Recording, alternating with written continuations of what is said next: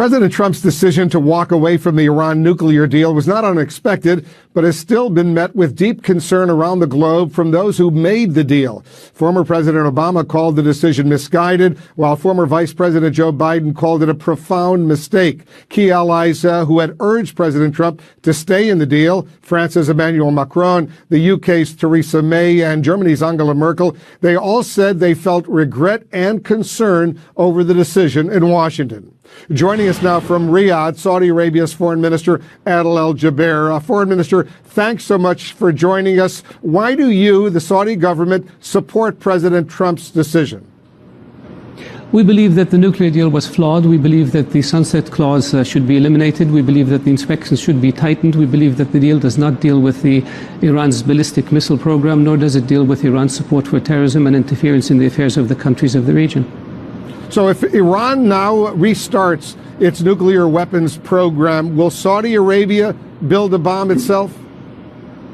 I believe that if Iran restarts its enrichment program beyond what it has right now, that should trigger the snapback provisions and cause all the other P5 countries to abandon the deal and reimpose sanctions on Iran. And what will Saudi Arabia do? We will do whatever it takes to protect our people. We have made it very clear that if Iran acquires a nuclear capability, we will do everything we can to do the same. And I assume that means you will acquire a nuclear capability yourself. That's what we mean. What's your message to the Iranian leadership right now, Foreign Minister?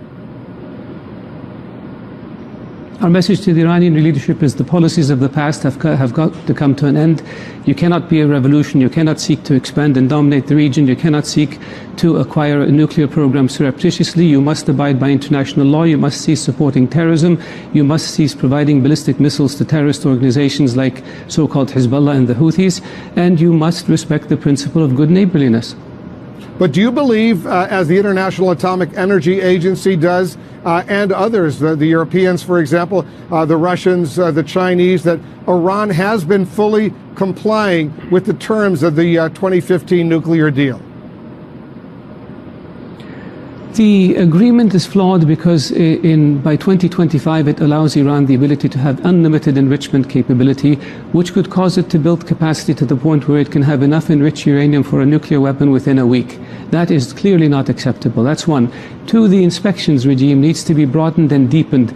It's limited to the declared sites. It has to be 24/7, anywhere, anytime.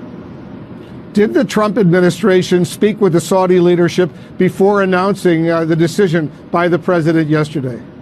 The Trump administration talked to allies and gave them a heads up in terms of the timing of an announcement, but not the content of the announcement. Not the specific announcement. Were you surprised? No, because I believe it was the right thing to do. I believe that a no agreement is better than a flawed agreement. I believe that any future agreement has to be comprehensive and has to include Iran's violations of the UN resolutions with regard to ballistic missiles and Iran's support for terrorism and interference in the affairs of other countries. Otherwise, we will not be. That's the only way to stop Iran. Why not stay in the deal, Foreign Minister, and work out a separate supplemental agreement on Iran's, for example, ballistic missile program, its actions destabilizing in the region? Why not stay in the deal and try to expand it? The deal was flawed. I believe the president tried to work with the other P5 countries to improve the deal and fix it, and to deal with the issue of ballistic missiles and with the issue of Iran's support for terrorism and its nefarious activities in the region. But they weren't able to reach an agreement that was satisfactory, that would actually force Iran to change its behavior. As you know, as a result of President Trump's decision, Iran is now actually, when it comes to this nuclear deal, on the same page as the Europeans, China, and Russia. The U.S. is on the outs. Are you comfortable with that situation?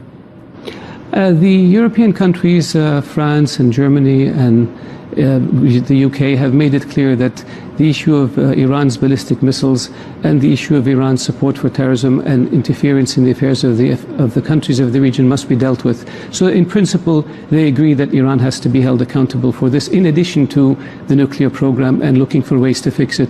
So yes, we're comfortable. The US is out of the agreement. The sanctions will be reimposed. We support the US position. Our allies in Bahrain and in the United Arab Emirates and in Jordan and Egypt Egypt support this decision. The GCC Secretary General supports it. The Arab League Secretary General supports it. The Secretary General of the Organization of Islamic Countries also supports it. The Israelis clearly support it as well, the Israeli Prime Minister Netanyahu. The Turkish President Erdogan, on the other hand, says a crisis could be coming to the region because of this decision by President Trump. Do you have some fears that there could be an escalation of fighting, for example, in various parts of the Middle East as a result of this decision? I hope not, but keep in mind, Wolf, that the crisis in the region began with the Khomeini revolution in 1979. Iran has been on a rampage ever since. Iran has been supporting terrorism. Iran has been creating groups like Hezbollah and the Houthis. Iran has been interfering in the affairs of other countries. And so Iran has been the source of conflict in this region. The fact that now Iran is going to be held accountable for any actions it takes, the fact that sanctions will be reimposed on Iran should be a very strong and powerful message to the Iranian regime that it must change its behavior. I know there was another missile attack in Riyadh today. What can you tell us about that?